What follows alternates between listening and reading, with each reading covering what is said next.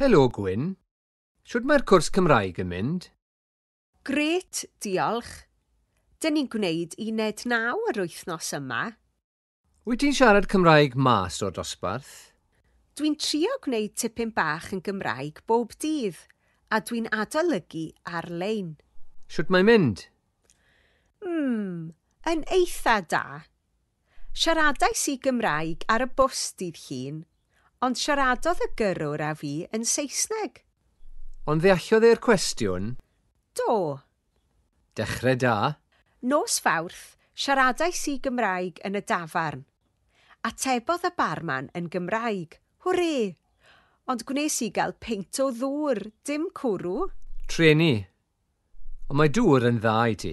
Dydd Mercher, gwrandawais i ar Radio Cymru. Da iawn. Mae gwrando ar y radio yn help mawr. Y bore yma, siaradais i Gymraeg ar ci. Deallodd e bob gair.